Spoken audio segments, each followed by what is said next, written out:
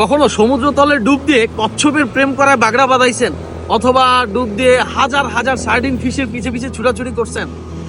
চলেন আজকে আপনাদেরকে এই সমুদ্র তলের গল্পটা বলি।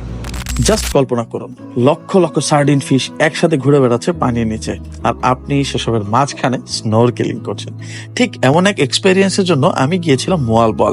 ফিলিপাইনের এই জায়গাটা স্নোরকেলিং এর জন্য খুবই বিখ্যাত। এখানে মাত্র 350 পেসো দিয়ে স্নোরকেলিং প্যাকেজ পাওয়া যায়, যেটার মধ্যে ইনক্লুডিং থাকে স্নোরকেলিং এর gear, guide, life jacket, environmental fee সহ যা যা লাগে সবকিছুই। স্নোরকেলিং এর আগেই গাইড সবকিছু বিস্তারিত বলে দেয়, কিভাবে কি করতে হবে, কিভাবে কি করা যাবে, কি করা যাবে না ইত্যাদি।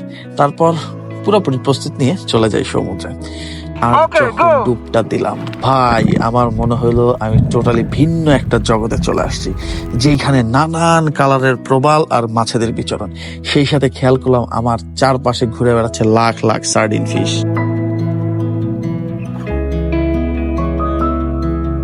আমি কিছুক্ষণ সার্ডিন ফিশ ধরার চেষ্টা করলাম, কতক্ষণ ছুটাছুটি করলাম এদের পিছনে, কিন্তু এদের ধরা অসম্ভব রকম স্পিডে এরা ছুটোছুটি করে।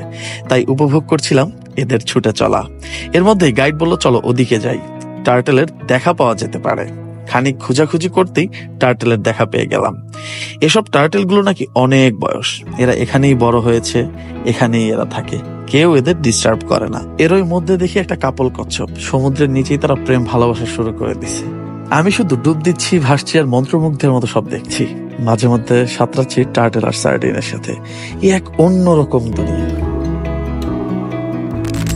ভাই মোয়ালবল আসলে কিন্তু ভাই স্নোরকেলিং একদমই মিস দিবেন না ভাই, অন্য একটা জগৎ। জাস্ট যখন ডুব দিবেন আর এত বিরাট বিরাট কচ্ছপের সাথে সাঁতার কাটবেন, এই এক্সপেরিয়েন্স ভাই বোঝানোর মতো না ভাই, অন্য লেভেলের সুখ। কত খরচ হয়েছে? অলমোস্ট 350 পেসো, বাংলাদেশি টাকায় ধরেন 700 750 টাকা, একদম পয়সা উসুল।